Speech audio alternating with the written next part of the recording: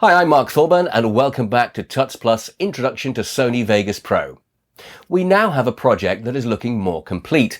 In this lesson, we'll look at the finishing touches that will separate the project from a holiday film and turn it into a professional cinematic production. So this is where we left things last time. The timeline is pretty much complete. There'll always be tweaking to be done. It's slightly too long. We've done the music edits. And again, there's probably some tweaking there to make it shorter. But pretty much this is how the promo, the Czech Republic Prague promo is going to work.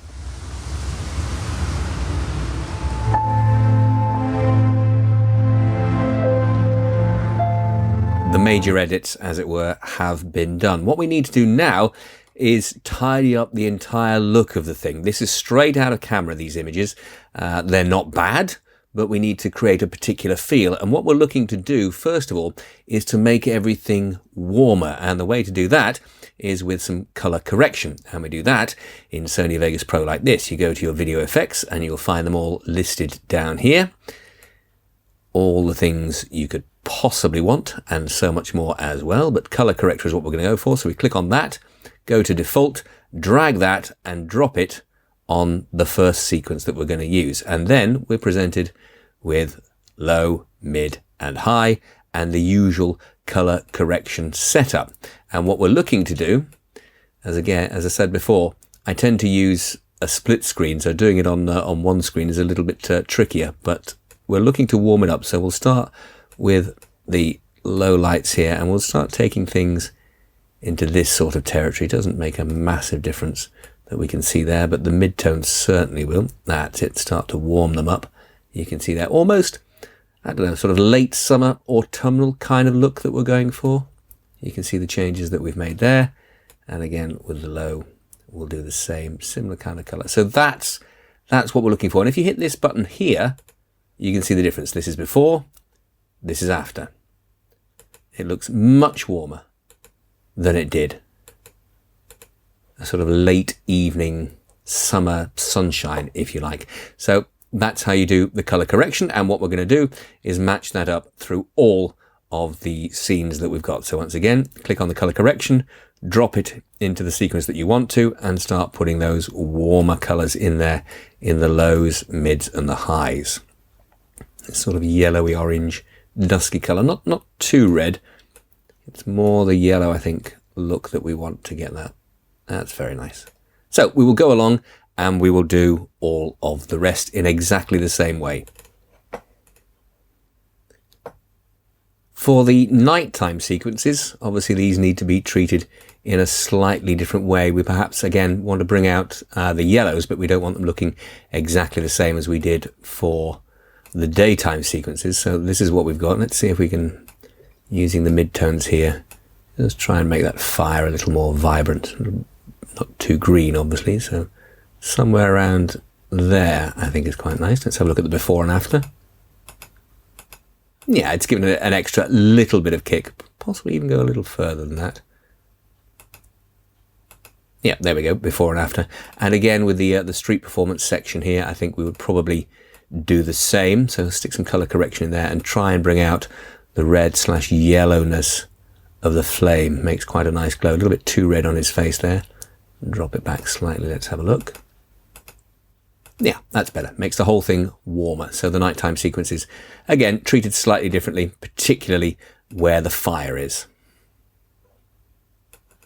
And again, once we get to these static shots here, it's the warmth of the light that we're looking to bring out. So it's probably just in the mid-tones that we're going to try and do that. Too green, not too red. Yeah, probably around there somewhere. That's nice, just giving it a bit of a boost, making the light have more of a warm yellow feel to it. So there we go, that's the color correction done. You can also, of course, add anything else that you might want to add to it. You might want to add a little bit of brightness and contrast, perhaps, to sharpen up the scene. Something else that you can do, and that's adding lens flare. If you have a look down here, you should be able to find some lens flare. There we go, there's some lens flare. So some of those nighttime scenes there, what I did for the trail if we take this sequence here, you see these street lights here, you can add a bit of lens flare. So I'll take 35mm lens, drop it down in there. There we see you can move it around to wherever you want. Place it over the light there. It's far too bright, far too much going on, but you've got the intensity controls over here, so you can drop it right back like that. And again, it adds a nice extra touch because it's a static part of the shot. Just adds an extra bit of light there. And again, when you look here, there's plenty of light going on. You might want to add a little bit of lens flare perhaps there. I mean, I suppose the trick is not to use too much of anything. Maybe use that in the window there. Take the intensity right down. Just adds a little bit extra to it. And you can do all of that with all of the various effects that you've got here on the finished sequence at the very, very start. When it starts out like that, I think it's quite nice to have that start up out of focus and in focus. So we go to defocus again, just click on defocus, default, drop it on, completely out of focus there. So what we would do is take it down to how we wanted to start. Say maybe we wanted to start with that sort of focus there. By clicking there on the animate, you can put in a keyframe. So let's go back to the beginning and say as it fades in, we would like it to be in focus at that point. If you want it to be in focus at that point, what you would do is just drop it back and it's in focus. So when you spin it back, what will happen? Start out of focus and then it's in focus. Again, quite subtle. So when we play that through, it should look like this. And there we go. It's another one of the many, many effects on Sony Vegas Pro that you can use in order to enhance it. Now, the next thing that we're going to do is add in another video track, and we're going to add things on the top to add some texture. And the first thing that we're going to add is this little bit of stock photography, the postcard. So there we see the postcard is laid over the top. First thing we're going to do is make it the same default 16:9 size, so it covers the whole screen. And then from that, move it out, because what we're going to do is all we want is the carte postale and the stamp, and maybe these bits here as well, but certainly just those bits there to lay over the top. So we're going to use green screen in order to do that. So once again, we would go into the video effects, look at the chroma key, choose the default, take it down there, drop it on. It defaults to blue. So we'll click on the blue, take the eyedropper and use the source background color there. And instantly it has disappeared, not in a very neat way, but it has done it. So we will change the settings until we are left with pretty much all we want, which is the carte postale. So that's pretty clean here. I mean, we've got the mess here still, but what we're going to do then is we're going to use a mask. So we click the mask there, and we will use down this side here.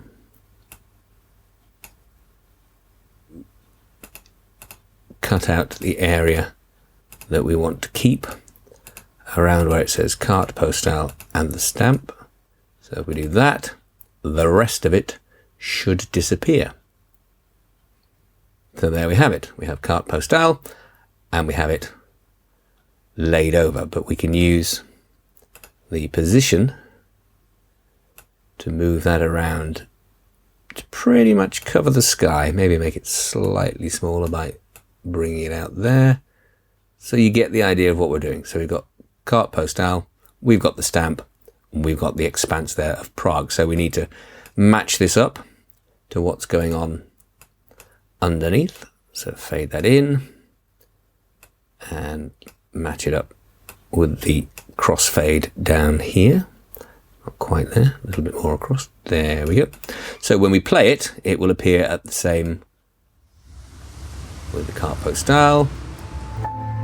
And then as we crossfade into the next scene, it'll disappear along with the view of the bridges here. But what we haven't done is stick the defocus on there. So again, we will go back to the defocus here, put that on there and match it up with the defocus that we have here. So again, using this so that we can anchor it to the timeline. So we want it out of focus to match what's happening with the background. Out of focus, out of focus, out of focus, out of focus, and it's pretty much back in focus there. So we want that to come in focus at that point. So keyframe, there we go, back, and it is in focus. So when we play that, that should work in sequence with the bridges below.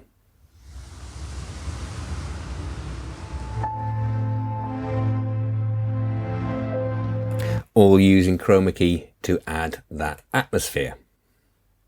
Next thing we're going to do is to insert another video track.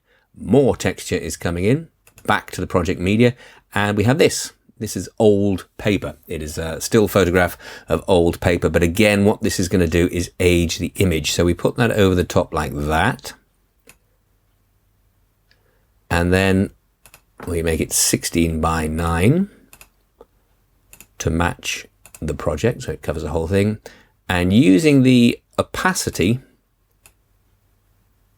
you see, we can bring it down so that it just starts to cover over. So we've got the carte postale, we've got these little bits of dirt and grit that are on the paper that creates that whole image, and also the color of the paper as well has helped with that aging and warming of the image. And then it fades out and goes into the next shot of the child's bridge. So what we're going to do next is add some lens flare. And these are light leaks lens flares. So again, we need another channel there. Back to our project media up here. And you'll see there lens flare adding this sort of bokeh effect. And that's the kind of thing that we're looking for. So we're going to add that in there as well. Just get rid of the audio track because it has no audio attached to it, that it's thrown in with it. And there it is, right there. And what we're going to do, because we're going to add various sections of these, is we're actually going to change the nature of this track and make it screen so that it goes straight away to the source and removes the background without the need to chroma key it. And again, we can change the opacity here like this to create the right kind of effect that we're looking for. That's very nice.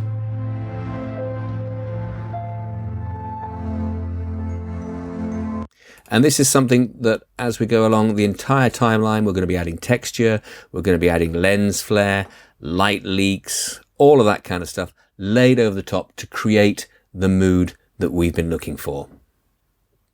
So here you can see the final sequences with the paper that we've been using as texture there, light leaks, lens flares, adding some text here as well in order to identify the postcard from Prague, and again the same on the end, and it is the finished sequence, which should play through something like this.